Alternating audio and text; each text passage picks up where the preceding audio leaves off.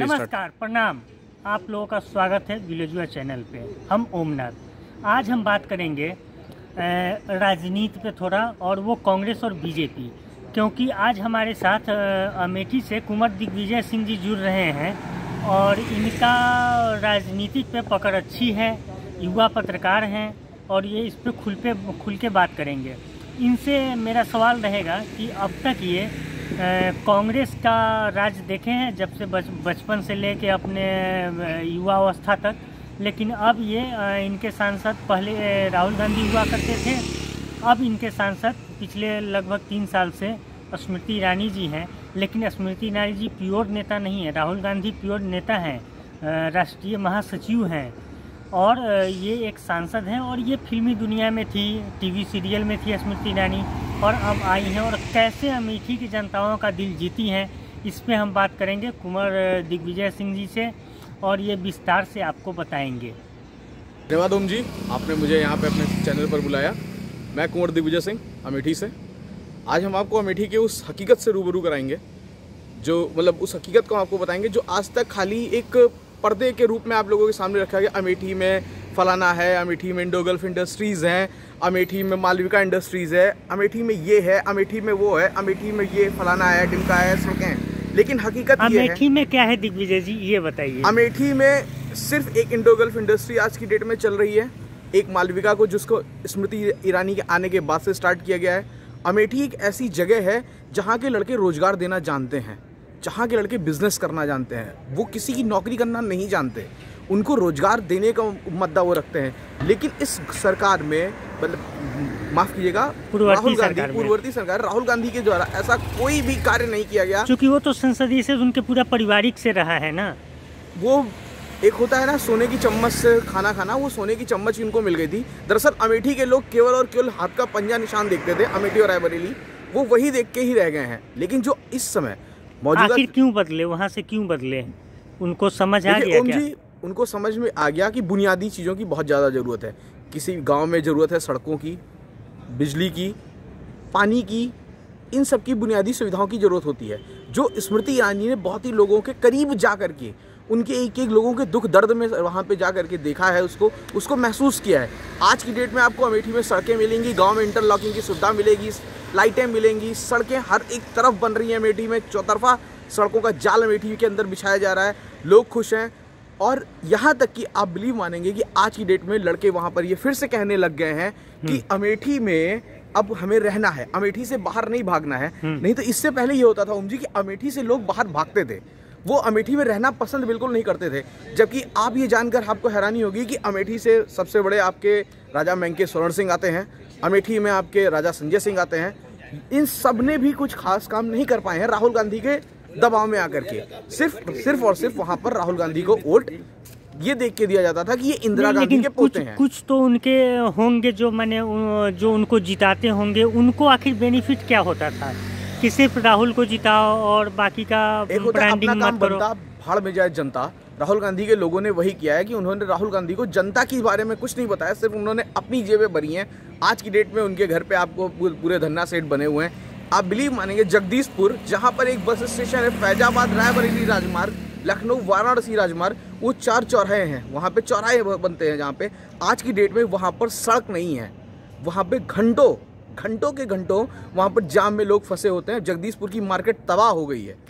आप तो चूंकि बचपन से राहुल जी का ही देखे होंगे, राहुल क्या मैंने उनके पूरे मैंने खानदान का देखे होंगे, लेकिन स्मृति ईरानी कौन सा जादू कर दी कि लोग वोट दे दिया इनको, देखिए, और इन पे विश्वास कर लिया। एक होता है आप चुनाव के समय आइए, लच्छेदार बातें करिए, मैं ये कर दूंगा, मैं लाइटें बिरवा दूंगा, मैं सड़कें बनवा दूंगा, मैं यहाँ एयरपोर्ट डाल दूंगा, मैं यहाँ फैक्ट्री डाल दूंगा। आप करते कुछ नहीं है। आप आते हैं सिर्फ चुनाव के 1 महीने पहले, ये किया भाइयों और बहनों, आप मुझे ये जिताइए, आपने बस कॉलर अपनी थोड़ी सी सीधी करी, हाँ फ्लाई ऊपर किया, हो गया। ऐसा कुछ नहीं है। अमेठी में आपको काम करना पड़ेगा। आप वहां जाके देखिए, 26 गांव हैं, नदी के किनारे बसे हुए गांव हैं, वो गांव कट गए थे, जिसको स्मृति ईरानी ने, जमालपुर जैसे गांव को स्मृति ईरानी ने जिंदा किया, जहां पे बांध बन रहे हैं, सड़कें कट गई। पिपरी एक गांव है, छोटा सा गांव है, जिसमें लगभग 57 से 58 घर ठाकुरों के हैं, क्षत्रिय समाज के हैं। लेकिन राहुल गांधी से कहते कहते लोग वहाँ के हार गए। लेकिन राहुल गांधी ने कभी वहाँ की 1% की भी नहीं देखी थी कि चीज़ें कैसे जुड़ सकती हैं या इस बांध को कैसे, कटान को कैसे रोका जा सकता है। आप तो आरोप लगा रहे हैं कि वो अपने संसदीय क्षेत्र के किसी लोगों का बात ही नहीं सुनते थे। बिल्कुल नहीं सुनते थे, वो सिर्फ और सिर्फ उनके अपने चमचे जिसको कह सकते हैं, जो कांग्रेस में शुरू से चला आ रहा है।